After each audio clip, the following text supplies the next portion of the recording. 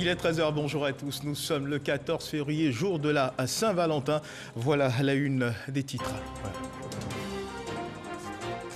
Nous sommes donc, oui, le 14 février, jour de la Saint-Valentin, et avec notre reporter Franco Adio, nous regarderons à ces différentes manifestations de l'amour exprimé ce 14 février. L'amour-passion, l'amour sous tous les angles, danse sensuelle, concept coloré, émotion festive, la liste est longue. Les centres de santé de Kombo, Lokura et Lata, deux localités dans le département de Korogo, ont désormais leur ambulance. Des véhicules offerts par le chef de l'État, Alassane Ouattara, dans le cadre du programme gouvernemental des projets à impact rapide au profit des populations. Deux ambulances remises par Amadou Koulibaly Diams, directeur des affaires extérieures de la présidence de la République. En Guinée, près de 5 ans après la fin de l'épidémie d'Ebola, le virus pourrait refaire surface. 2 cas ont été confirmés au laboratoire de Guékédou, en Guinée forestière. Les échantillons positifs sont arrivés à Conakry pour un second test. Voilà pour l'essentiel. Oui, bonjour mesdames et messieurs. Le monde entier a fait le choix de s'accorder autour d'une date, le 14 février, pour célébrer l'amour. Ce sentiment décrit comme étant le plus beau de tous les sentiments qui vous porte au sommet de vos rêves, vous emporte comme le vent qui entraîne dans son mouvement ce brin de feuille tombé loin de son arbre. Ce sentiment qui vous transporte et vous fait vous sentir plus fort, vous rassure que demain il fera beau, peut en même temps vous faire connaître des instants de doute. De grands moments de questionnement, l'harmonie au sein de votre couple peut s'en trouver fortement éprouvée. Comment affronter une telle épreuve? Où et comment trouver en vous la ressource pour sauver ce qui doit l'être et laisser s'en aller ce qui doit partir? Car il ne faut surtout pas oublier que vous êtes vous-même la plus belle preuve d'amour que le Créateur a manifestée. Comment travailler à l'harmonie dans le couple? Nous en parlerons au cours de cette édition marquée du sceau de la Saint-Valentin avec notre invitée Micheline Tano, épouse d'eau, coach en leadership. L'une de ses missions, aider les couples en difficulté à aller de l'avant. Coach Micheline Tano, bonjour. Bonjour Herman. Et merci d'être avec nous. Je vous en prie. Sur ce plateau. Alors, coach Micheline Tanoé, nous allons donc parler aujourd'hui de questions relatives à la célébration de la Saint-Valentin et surtout de l'harmonie conjugale. Mais avant, je vous invite à suivre le cours normal de cette édition. Une célébration donc de la Saint-Valentin qui, avec notre reporter Franco Adio, porte des couleurs. Et justement, regardons ensemble à ces couleurs manifestées de l'amour.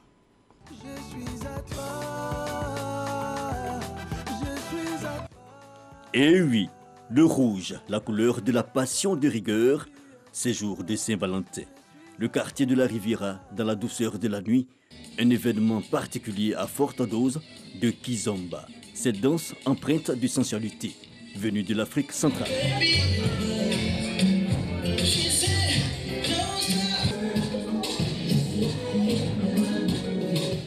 L'initiateur, c'est lui, Charles. L'idée est de porter ce jour le thème de l'amour par la danse. C'est sensuel, c'est beau à regarder, ça demande au couple de se mettre ensemble, de partager quelque chose, mais c'est vraiment l'amour dans toute sa diversité. Mais c'est la Saint-Valentin, une affaire à deux. Et le prof de danse n'est pas seul, il partage cette passion pour la danse avec sa fiancée. Ça nous a apporté un plus, mais avant tout, dans la relation, il faut d'abord avoir une base de communication, de confiance. Nous quittons l'ambiance onctueuse de la piste de danse pour un cadre feutré. Ici, c'est la dernière étape d'un événement réservé à l'amour et à la séduction. Le thème pour cette première édition, c'est l'amour, c'est la vie. Pour dire que ça englobe tout. La vie, c'est vous, c'est moi, c'est le bien-être, c'est la santé, c'est nos relations avec les autres. L'amour, c'est également ce que nous mangeons. L'amour, c'est ce que nous vivons au quotidien. La séduction pour mieux consolider l'amour, une attitude qui devrait être celle de tous les instants. Le moment où tu dois prouver à ton homme que tu l'aimes. C'est le moment de prouver à tes enfants, à tes amis. L'amour n'a pas d'âge, l'amour se vit. Sortir danser ou sortir en tête-à-tête pour cette soirée de l'amour, certains optent pour davantage de sensations. Direction le Palais de la Culture, un concert cette nuit. La Saint-Valentin pour moi, c'est tous les jours, Mais comme le 14 février est dédié pour les amoureux, donc avec mon épouse et moi, on s'est fait une petite soirée et puis on est venu au concert assister, le temps de passer du temps quoi. Parler peu et démontrer plus, l'essentiel à répétition en cette période de l'année. Vive le 14 février.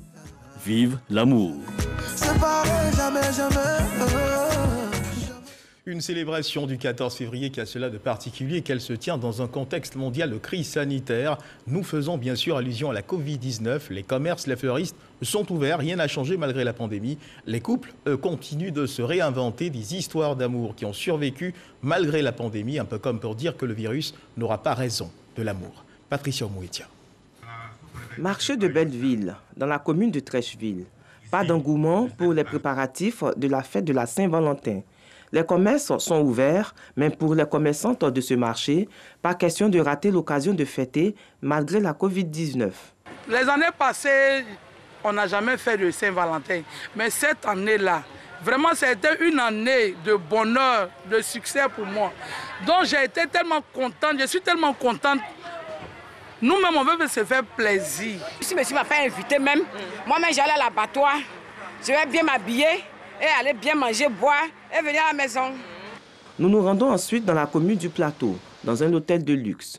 Les réservations sont déjà bouclées. 50 000 francs CFA par personne et 300 000 francs CFA pour les couples.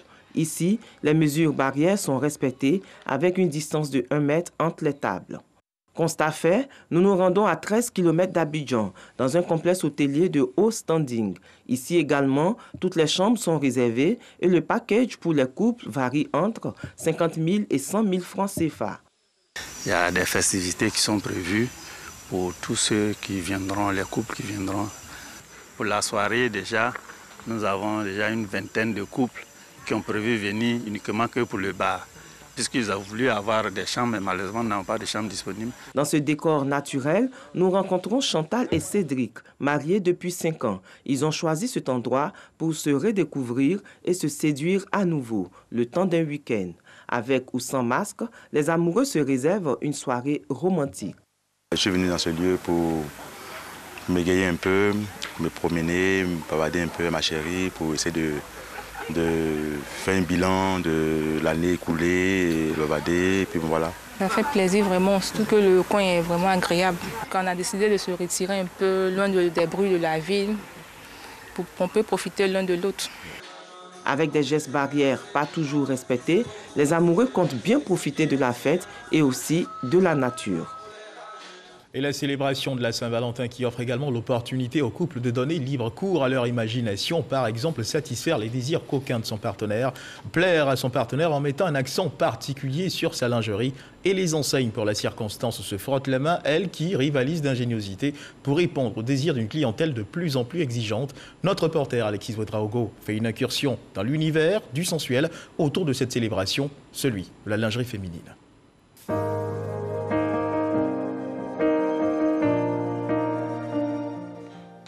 Froufrou et dentelle, gadget et parfum, le cocktail parfait pour une Saint-Valentin coquine. Depuis plusieurs années, Zita Ferro s'est engagée dans l'univers du coquin. Un lait de minuit aphrodisiaque qu'il va falloir vous passer sur le corps le soir au coucher. Ça fait des sensations, vous voyez un peu le truc. Voilà. Donc c'est juste que pour le soir. Et pour satisfaire une clientèle de plus en plus exigeante, elle a lancé il y a quelques semaines l'un des premiers bars à parfum de la capitale. Une femme va être sexy, sortir la tirerie, la lingerie la plus coquine, mais s'il n'y a pas la bonne odeur qui va avec, en fait sentir bon c'est la base.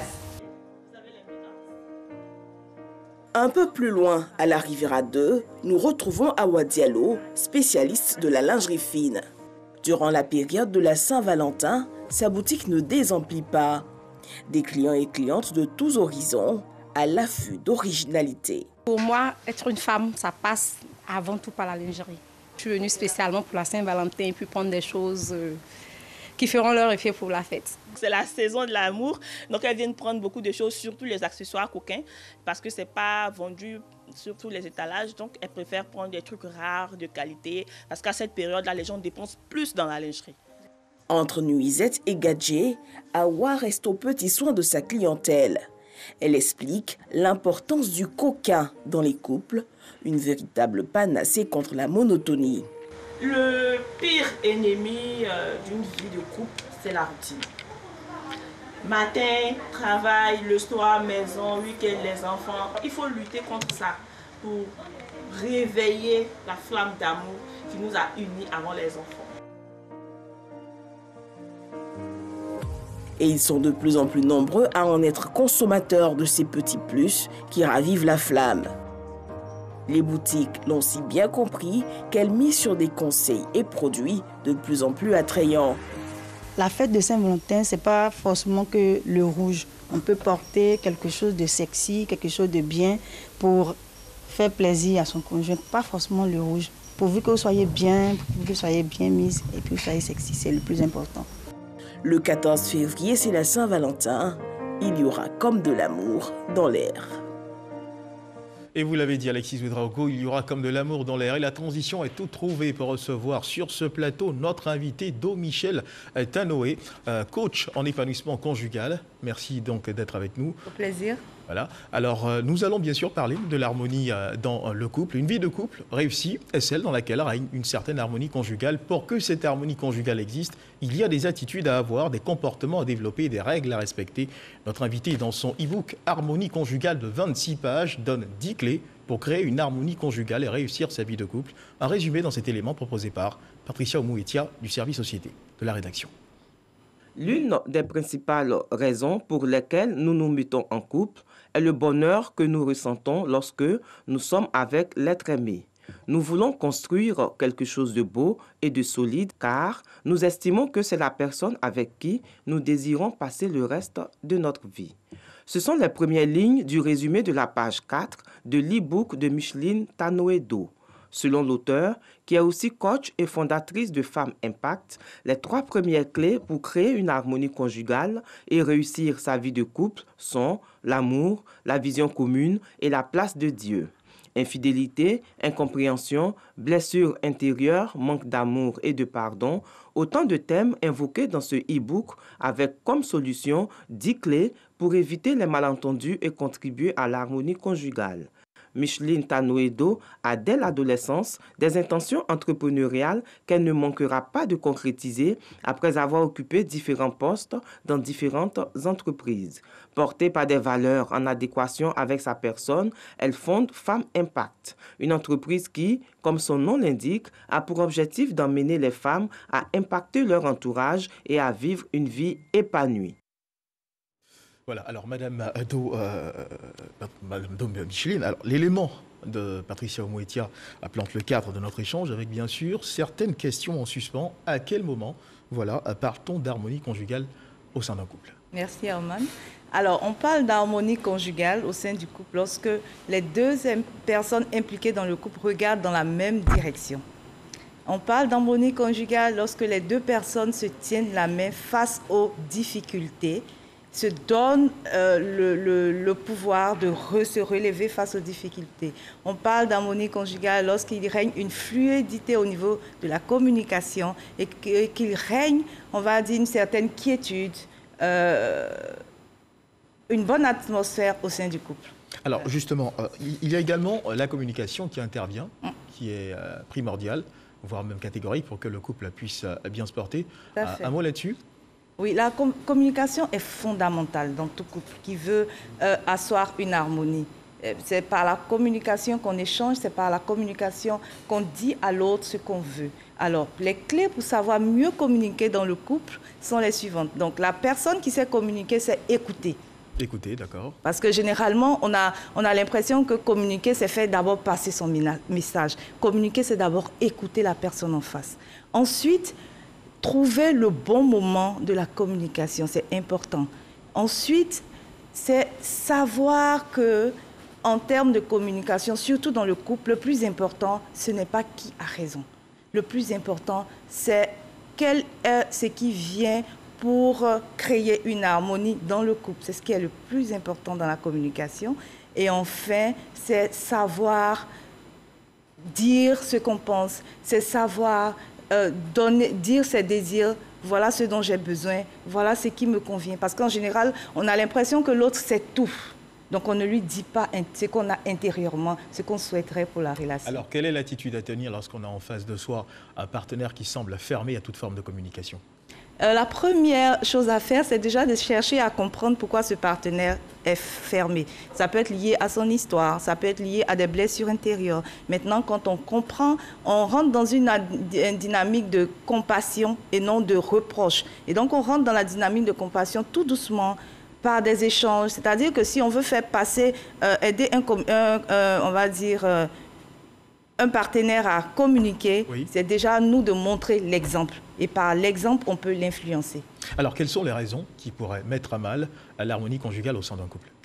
Les raisons sont diverses. Mais nous allons parler ici de celles que nous jugeons très courantes. Okay? La première raison, c'est le manque de vision commune. Parce qu'en réalité, contrairement à ce que les gens pensent, le projet de vie de couple est d'abord un projet personnel avant d'être un projet commun. Ça veut dire quoi? Ça veut dire que quelqu'un qui vient en couple vient avec sa vision qu'il voudrait réaliser.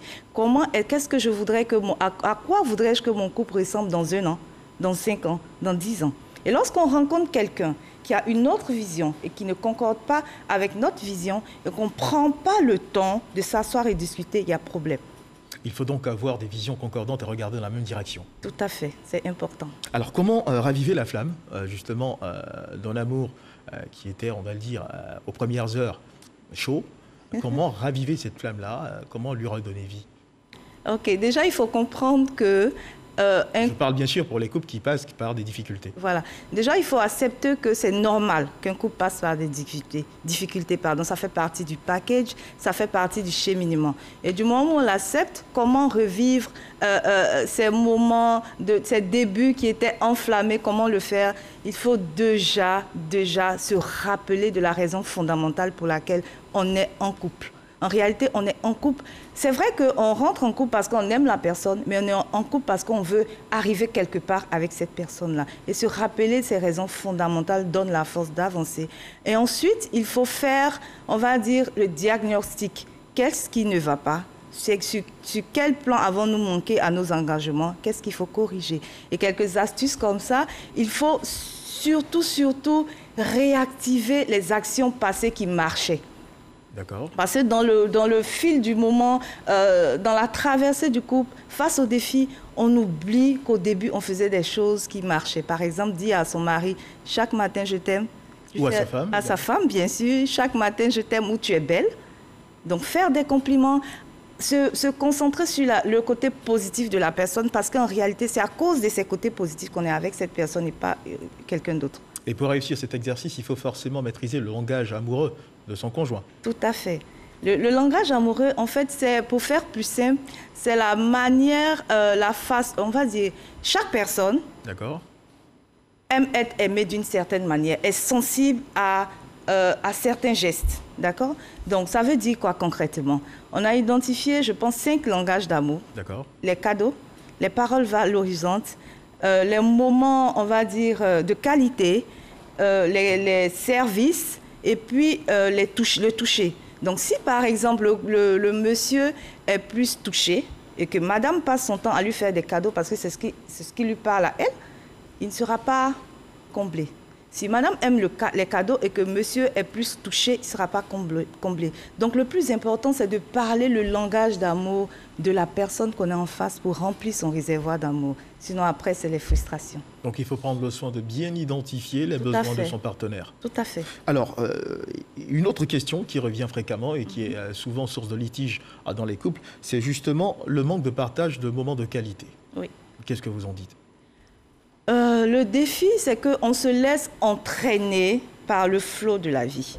On se laisse entraîner par les difficultés de la vie et on oublie que le plus important, après tout ce qu'on poursuit, c'est le bonheur intérieur. Et pour être heureux, il faut avoir quelqu'un en face qui partage notre bonheur. Donc, il est important, peu importe on va dire, la lourdeur des charges qu'on a ou bien les responsabilités qu'on a, il faut passer à l'essentiel, penser à l'essentiel. Comment je construis mon couple, comment je passe du moment avec ma bien-aimée ou mon bien-aimé. Alors aujourd'hui, la Saint-Valentin est ancrée dans les habitudes des Ivoiriens. C'est une fête qui, pour beaucoup, reste encore lointaine de nos mœurs. Voilà. Et comment est-ce que vous l'appréhendez, le fait qu'en Côte d'Ivoire, on se soit véritablement, comme dans plusieurs pays d'Afrique, on se soit véritablement approprié cette fête? qui n'est pas véritablement issu de nos traditions. Ben écoutez, c'est une bonne nouvelle, je pense, parce que la Saint-Valentin est une occasion de manifester l'amour, de renforcer l'amour qu'on a pour la personne.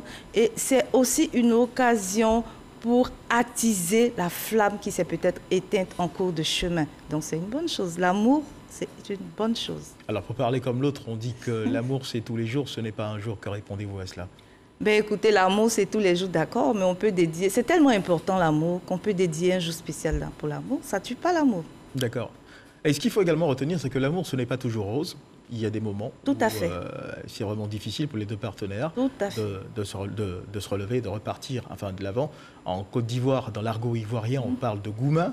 Voilà. Comment sortir de ce genre de difficultés-là? Comment affronter ce type de situation sans véritablement en souffrir? Est-ce qu'il y a une panacée qui existe? Oui. Déjà, il faut accepter le fait que ça nous arrive à nous. D'accord. Déjà, accepter la situation permet de la gérer efficacement. Ensuite, il faut prendre le temps de gérer sa douleur intérieure, sa tristesse. C'est important. S'il faut pleurer, il faut parler à quelqu'un d'autre. C'est important d'évacuer le flot d'émotions qui est à l'intérieur. Et ensuite, il faut se poser et faire le point. Parce qu'en réalité, la tristesse est une émotion qui permet de prendre des résolutions et d'aller de l'avant. C'est-à-dire qu'on revient à soi, ensuite on médite et on prend des résolutions pour aller mieux. Okay? Donc, quand on est dans une situation de gourmet, comme vous l'avez dit, je me pose la question de savoir qu'est-ce qui n'a pas marché. D'accord. Où est-ce que j'en suis? Quelle est l'étape suivante? D'accord. Et ensuite, il peut avérer qu'il y a eu des blessures intérieures assez profondes.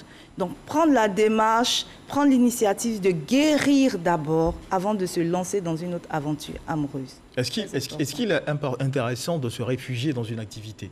Je dis n'importe quoi. Certaines personnes peuvent justement surmonter leurs difficultés, se réfugient par exemple dans le sport. C'est un exemple parmi tant d'autres. Qu'est-ce que vous en pensez? On peut se réfugier, mais pas pour longtemps.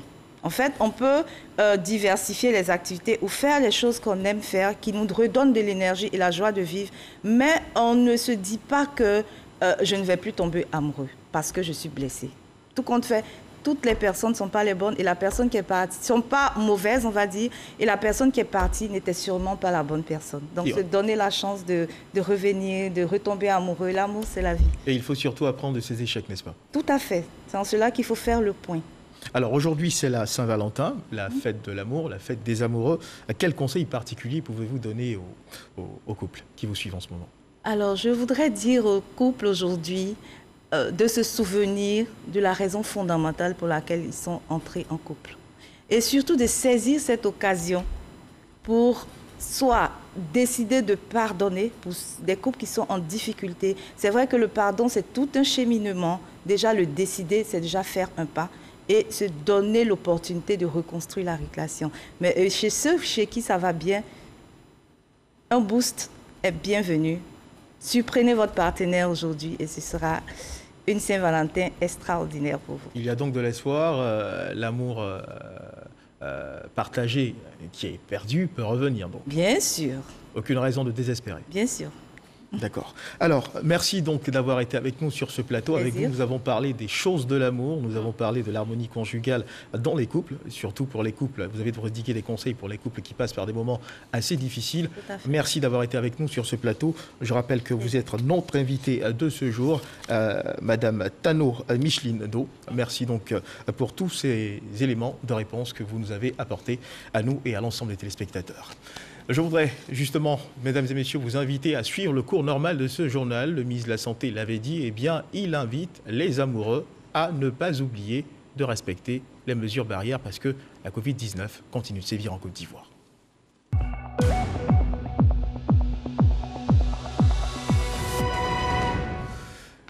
Et je m'en vais vous donner le point à ce jour de l'évolution de la maladie en Côte d'Ivoire. Le ministère de la Santé et de l'Hygiène publique a enregistré donc hier samedi 13 février 2021 167 nouveaux cas de Covid-19 sur 3173 échantillons prélevés, soit 5,3% de cas positifs, 148 guéris et 0 décès. À la date donc du 13 février 2021, la Côte d'Ivoire compte donc 30 884 cas confirmés, dont 29 062 personnes guéries, 173 décès et 1649 cas actifs. Le nombre total d'échantillons est de 382 078. Dans l'actualité internationale, sachez qu'en Guinée, près de 5 ans après la fin de l'épidémie d'Ebola, le virus pourrait refaire surface. 2 cas ont été confirmés au laboratoire de Guékédou en Guinée forestière. Les échantillons positifs sont arrivés à Conakry. Un groupe d'alerte est sur place. Une réunion de crise prévue pour se tenir ce dimanche 14 février. Un cas contact serait actuellement en isolement dans la capitale, selon l'Agence nationale de sécurité sanitaire. L'épidémie d'Ebola, rappelons-le, en Afrique de l'Ouest avait fait plus de 11 000 morts entre 2013 et 2016. Ici, en Côte d'Ivoire, les centres de santé de Kombo-Lokura et Latara, 2 localités dans le département, situées dans le département de Korogo, ont désormais leur ambulance, des véhicules offerts par le chef de l'État, Alassane Ouattara, dans le cadre du programme gouvernemental des projets à impact rapide au profit des populations. 2 ambulances remises par Amadou Koulibaly, dit Hams, directeur des affaires extérieures de la présidence de la République. Un don qui réjouit le cœur des populations et du personnel soignant. Amis Sissoko. 2 ambulances flambant neuves. C'est le don du chef de l'État, Alassane Ouattara, au centre de santé des sous-préfectures de Kombo-Lokura et de Latara, respectivement situés à 35 et 15 km de Korogo, la capitale du Poro. L'émissaire du président de la République, Amadou Koulibaly Di Hams, directeur des affaires extérieures de la présidence de la République, remet officiellement les clés de ces ambulances aux bénéficiaires en présence du préfet de région du Poro, André Assomou Ekbono. Pour évacuer les malades et les femmes enceintes, souvent cela se faisait avec les tricycles, avec ce don. Toutes ces situations seront évitées dorénavant. La santé, c'est le plus important des projets de l'homme, parce que tout autre projet de l'homme en dépend. Nous, population de Latara, ne sommes pas en marge des grandes actions du président Alassane Ouattara. Ce don qui, en plus de faciliter l'évacuation des malades sur Korogo, va contribuer à l'atteinte de l'un des objectifs du ministère de la Santé et de l'Hygiène publique, celui de la réduction du taux de mortalité maternelle et infantile. C'est plus de 6 000 habitants de Kombo-Lokura et villages environnants et plus de 7 000 habitants de Latara et villages environnants qui seront bénéficiaires de ces services à travers une amélioration qualitative des références médicales. Je demande à ce que le chef de village, que le sous-préfet, que le médecin-chef, que les infirmières n'en fassent pas un véhicule de transport de bois, de bananes, de karité, etc. Ce don d'ambulance du chef de l'État Alassane Ouattara s'inscrit dans le cadre du programme gouvernemental des projets à impact rapide dans le domaine de la santé au profit des populations. Il est à noter que le centre de santé de Kombo-Lokura est actuellement en pleine réhabilitation. En matière de sécurité, la section antidrogue de la gendarmerie nationale est en action pour mettre hors d'état de nuire les dealers. Une opération conjointement menée par la compagnie antidrogue du port autonome d'Abidjan et les équipages issus des escadrons d'Aboubo et d'Aban ont détruit un fumoir à Anono dans la commune de Cocody. Au cours de cette opération, de la drogue, précisément du cannabis, a été saisi et les individus ont été interpellés. Walter Amadou Ouattara. Effet de surprise et c'est la débandade. Nous sommes à Anono. Sur un coup de fil anonyme, la gendarmerie nationale débarque dans ce fumoir situé dans la commune de Cocody. Ici, sous ce hangar de fortune, les activités non recommandables se menaient au vu et au su des riverains. Bien organisée, la vente de drogue se faisait à travers des téléphones Android et des livreurs utilisant souvent des motos. Si maman m'a envoyé un couteau, elle n'a pas pris. Et c'est même pas d'ici. Même moi, il n'était pas d'ici. Maman m'a envoyé un couteau. Je suis venu faire les réparations de ma moto, changer la bière de ma moto. ils sont venus me trouver là-dessus. Tout le monde est en train de courir, pas m'arrêter. Voilà la cour de ma tante qui est là. Je vais garer où? C'est ici, il vient et gare ma moto. Je suis venu payer seulement et puis à fumer. C'est ça, ils sont venus me trouver. Je n'ai même pas fumé, c'était ici ma position. Je fume depuis 2019. C'est maintenant que je suis venu à Nono ici, mais ça fait 1 an que je fréquente, je fume moi. 8 personnes interpellées. En leur possession, 837 grammes de cannabis, dont 144 boulettes et 3/4 de blocs de cannabis saisis. Un individu interpellé brise à séance tenante son téléphone, certainement pour brouiller des pistes. En attendant, l'enquête se poursuit. Nous sommes à une opération de démantèlement de fumoirs. On savait qu'ils étaient là, donc on s'est scindé en 2 groupes. Et déjà, étant à 300 mètres, ils ont su que des personnes étranges venaient et ils ont cherché à s'échapper. Étant professionnel, on a réussi à interpeller ceux que vous avez vus. Tu ne peux pas habiter là et puis on va vendre du cannabis et personne n'informe les autorités. Donc ça veut dire qu'il y a un souci, une complicité. Cette opération a été conduite par la section antidrogue de la gendarmerie nationale avec l'appui de la compagnie antidrogue du port autonome d'Abidjan et de 2 équipages issus des escadrons d'Abobo et d'Agban. Un reportage de Walter Amadou Ouattara. En France, une association baptisée les Amis de San Pedro sillonne le pays, plus précisément la région parisienne. Elle explique aux élèves le processus de fabrication du chocolat, l'action de l'État pour garantir la qualité du chocolat et assainir la pratique. Une bande dessinée est d'ailleurs confectionnée depuis quelques années pour mieux porter le message de cette association. Et cette bande dessinée, les Amis de San Pedro entendent la présenter bientôt à la première dame, Dominique Ouattara, qui porte le même combat. Franck Quadio. Aubervilliers, banlieue parisienne, un cours bien particulier dans cette salle de classe du collège Rosa Luxembourg. Après avoir rassemblé les cabosses, on les amène où?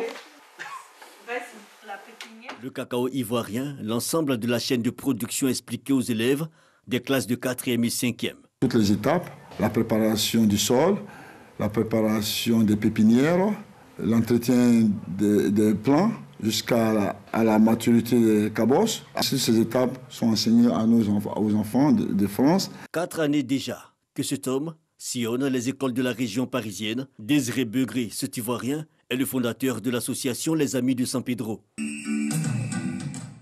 On leur a donné toutes les informations qui concernent le chocolat, qui concernent le cacao, la place de la Côte d'Ivoire dans le monde du cacao. C'est la première, hein, donc il faut qu'ils sachent d'où vient le cacao. Des quiz et des jeux pour stimuler l'attention, mais l'essentiel du support pédagogique se tient à cette bande dessinée. Wa Konungbe, la cabosse qui parle, avec entre autres ambition briser les idées reçues sur le cacao ivoirien, notamment pour ce qui concerne la question du travail des enfants. Cette année, nous avons introduit dans nos programmes scolaires la campagne de sensibilisation du CNS, le Comité national de surveillance des actions de lutte contre le travail, l'exploitation et la traite des enfants. Nous savons qu'en Côte d'Ivoire, le cacao est un cacao éthique et moral, que le cacao ivoirien n'emploie pas les enfants dans les plantations et que la place des enfants se trouve à l'école. À ce titre-là, la loi est universelle et tout contrevenant s'expose à la loi en Côte d'Ivoire. De ce fait, l'ONG Children Africa, que dirige notre première dame, Mme Dominique Ouattara, a créé des aires de jeu et des écoles à proximité des cacaocultures. Une façon de prolonger l'action de la première dame de Côte d'Ivoire, Dominique Ouattara, qui porte le même combat. Désiré Begré et ses amis veulent construire durablement l'idée d'un consommateur nouveau du chocolat ivoirien en Europe. Les enfants que nous enseignons, demain seront des décideurs. On pourrait les retrouver au cours de Londres, où on discute des prix du cacao. On a beaucoup appris sur le chocolat, que le chocolat venait de la Côte d'Ivoire et tout ce qu'on a mangé ici c'était 100% naturel, sans produits chimiques. L'association Les Amis de San Pedro qui d'ailleurs va présenter à la première dame à Abidjan bientôt la nouvelle édition de la bande dessinée sur le cacao ivoirien. L'idée est après la France de vulgariser cet outil didactique dans toutes les écoles de Côte d'Ivoire. Et parlons de littérature à présent. Les managers d'Afrique ont désormais une maison d'édition. L'idée, c'est d'enrichir la postérité de véritables success stories. Ce qu'il faut également retenir, c'est que ces success stories seront caractérisées par une approche managériale empreinte de la culture africaine, capable d'inspirer positivement les générations actuelles et à venir. Ange Trabi, directeur de publication de RH Mag, veut promouvoir des décideurs rompus aux arcanes du management des entreprises, doté d'une parfaite maîtrise des problématiques particulières de la gestion des hommes en Afrique. Le tout premier livre de cette maison d'édition est signé Fulbert Tobabei, Super RH 2019. Le reportage de Walter Amadou Ouattara. Les managers africains dans le domaine des ressources humaines veulent promouvoir et perpétuer les bonnes pratiques adaptées aux exigences du continent. Une maison d'édition. Un projet ambitieux d'écriture et de publication d'ouvrages à visée formatrice. Le projet est conduit par Ange Trabi, directeur de publication de RH Mag. Notre ambition, c'est de construire des archives, des éditions où nos expériences africaines pourront être partagées. C'est à juste titre que face aux défis actuels, accentués par la crise de la Covid-19, le développement du capital humain est vu comme un facteur clé du succès afin de permettre aux entreprises d'Afrique de répondre aux enjeux d'un environnement souvent qualifié de volatile, incertain, complexe et ambigu. Des thèmes tirés de l'ouvrage de Fulbert Toba, Super RH 2019. C'est lui également qui ouvre la première collection de mémoires de managers édition, avec son livre « Mise en œuvre de la gestion prévisionnelle des emplois et compétences GPEG ». Une voix africaine. Ce que nous voyons toujours, ce sont des livres qui nous viennent de l'extérieur, mais qui sont écrits dans des contextes adaptés à ces pays. Et là, on a une expérience purement ivoirienne, réalisée dans un contexte ivoirien, donc dans un contexte africain plus large, et je pense que ça vient combler un vide. À la dédicace de l'œuvre, plusieurs communications, dont celle de Amadou Bakayoko, directeur général de la CIE SODECI, démontrent l'opportunité de l'initiative et les perspectives qu'elle laisse entrevoir, notamment la préservation de l'esprit managérial et la clairvoyance qui ont fait le succès et la performance des entreprises africaines. Les populations de Beaunois pourront très bientôt bouger au son des mélodies cadencées du Popo Carnaval. La 40e édition du Popo Carnaval de Beaunois a été lancée jeudi dernier et cette année, un accent particulier sera mis sur la cohésion sociale et le vivre ensemble, eu égard aux événements survenus durant la période électorale. Cette 40e édition se tiendra du 5 au 18 avril 2021 à Beaunois. Issa Chonayo. Démonstration des danses des communions, prestations d'artistes et défilé des guerriers. Nous sommes bien au lancement de la 40e édition du Popo Carnaval au plateau. Après le rendez-vous manqué l'année dernière du fait de la pandémie du coronavirus, l'événement revient dans le strict respect des mesures barrières et avec des innovations. Nous avons l'habitude d'initier la journée des femmes, mais cette fois-ci, nous avons voulu la journée de la jeunesse pour faire la promotion de la jeunesse, pour faire la promotion de la paix, pour permettre à la jeunesse de se prendre en charge, pour qu'ils puissent avoir des activités génératrices de revenus, pour qu'ils puissent s'intéresser au développement de Beaunois. La ville de Beaunois a connu des heures chaudes lors de la présidentielle du mois d'octobre 2020. Cette 40e édition du Popo Carnaval est une opportunité pour les cadres d'exhorter les populations au vivre ensemble et à la cohésion. Au Popo Carnaval, on s'amuse, mais c'est le lancement de la culture abourée aussi qui est mise en avant. Que le Sud Comoé est vraiment un lieu de brassage. C'est un véritable melting pot où les populations ont toujours vécu en pleine intelligence, en pleine harmonie. Et ce genre de cérémonie va permettre de rapprocher les populations. La 40e édition du Popo Carnaval est prévue du 5 au 18 avril 2021 à Beaunois.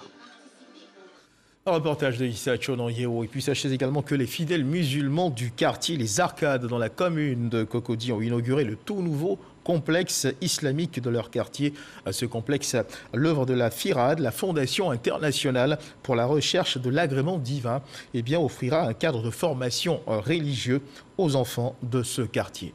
Alassane Dralo. Le voilà, l'imposant complexe islamique situé au quartier Les Arcades dans la commune de Cocody. Les fidèles musulmans de ce quartier n'auront plus à chercher une mosquée pour l'accomplissement de leurs prières canoniques. Ce vendredi, femmes et hommes s'y sont donné rendez-vous pour la toute première prière.